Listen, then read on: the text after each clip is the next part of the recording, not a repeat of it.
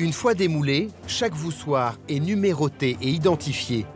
Mâle ou femelle, chaque voussoir vient ensuite s'emboîter dans le précédent. C'est la technique dite des joints conjugués, un jeu de mécano géant qui ne laisse place à aucune erreur.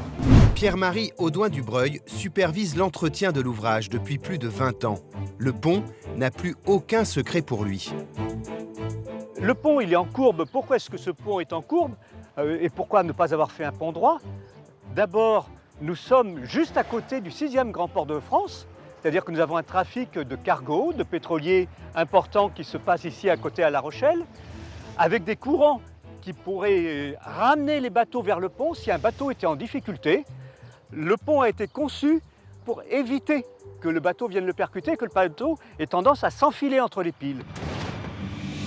Michel Virlogeux est le concepteur du pont de l'île de Ré. Il était le responsable de la division des grands ponts en béton à la CETRA, un service d'études rattaché au ministère de l'Équipement. Son cahier des charges à l'époque, construire un pont capable de résister à la collision avec un navire en détresse. Il fallait que l'ouvrage puisse résister à des chocs de bateau. Les bateaux sont très lourds, si vous voulez, et au moment d'un choc, vous avez non seulement le poids du bateau, mais le poids de l'eau qui l'entraîne avec lui. Donc vous avez un effet de choc très considérable, et il faut vraiment des fondations extrêmement importantes pour résister aux chocs les plus gros. Résultat, des fondations de piles conçues pour résister aux collisions les plus violentes. Et en cas d'accident, pour éviter un effet domino, un autre dispositif va être imaginé. Nous avons pris une précaution supplémentaire qui a été de diviser l'ensemble du pont en 6 viaducs élémentaires avec des coupures conçues de façon à ce que si un accident extrême se produisait et qu'une des piles s'effondrait, on n'entraîne la ruine que l'un des 6 viaducs et pas de l'ensemble du pont. Si l'entreprise Bouygues est retenue, c'est qu'elle s'est engagée à construire le pont en 20 mois seulement. Une aubaine pour son client, le Conseil général, qui gagnait ainsi une année d'exploitation. Charles-Étienne Perrier, l'ancien directeur du chantier, est celui qui a veillé au respect du calendrier. Ça fait plaisir de revoir cet ouvrage 35 ans après et de voir qu'il a bien vieilli, qu'il est utilisé et adopté par les Rochelais et les Rétais, et plus tous les gens qui viennent en touriste sur l'île de Ré. Une course contre la montre commence. Pour tenir ce délai hors norme, l'entreprise n'a pas le choix, elle doit innover. La décision est prise de faire venir une plateforme élévatrice capable de s'ancrer dans le fond marin. Sa spécificité, elle est équipée d'une grue surpuissante.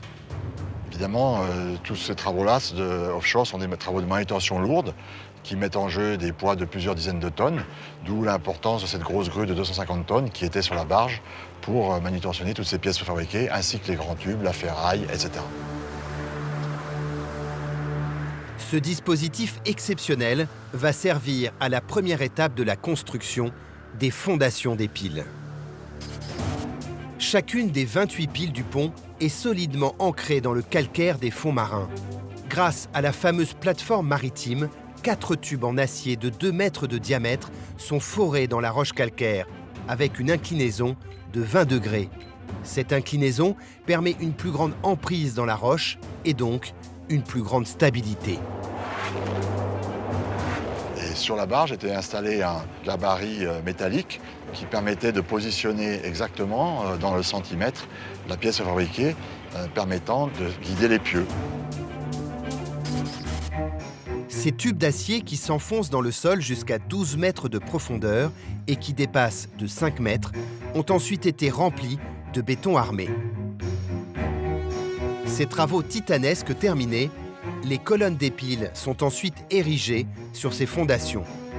Les piles, c'est un autre atelier qui vient derrière, avec 2 barges et des coffrages autogrimpants, va faire le flux de piles par levée successive. Sur cet ancrage est installé un tabouret préfabriqué, sur lequel, grâce à un bâtard d'eau, un barrage provisoire pour retenir l'eau, les piles de 5,50 mètres de diamètre, réalisées en béton armé et totalement creuses, viennent prendre appui. Et la dernière levée étant ce qu'on appelle le chevêtre, c'est-à-dire la pièce triangulaire que vous voyez sur chaque tête de pile qui va supporter le tablier.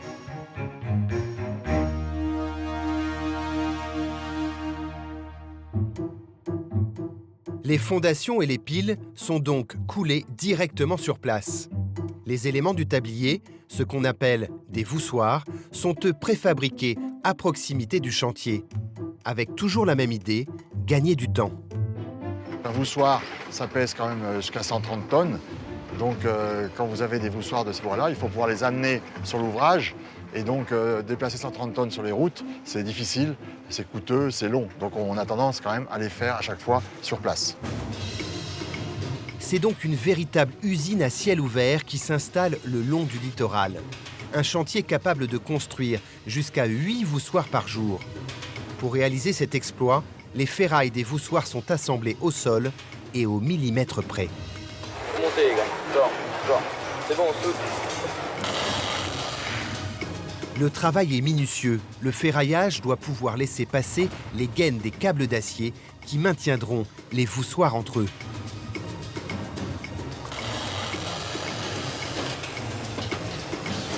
Ce sont donc des squelettes d'acier gigantesques qui voient le jour. Deuxième étape, les placer dans un coffrage et les couler dans du béton.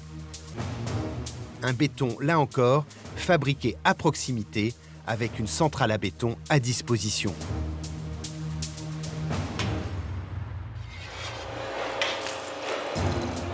Une fois démoulé, chaque voussoir est numéroté et identifié. Mâle ou femelle, chaque voussoir vient ensuite s'emboîter dans le précédent. C'est la technique dite des joints conjugués, un jeu de mécano géant qui ne laisse place à aucune erreur. Les voussoirs ne sont pas interchangeables. Parce qu'il faut que quand on remonte les pièces du Pulse, eh bien, les voussoirs se correspondent bien et s'emboîtent bien les uns dans les autres.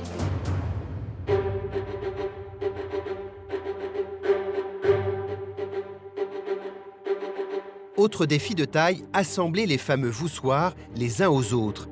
Des pièces de plusieurs tonnes qu'il faut positionner au centimètre près.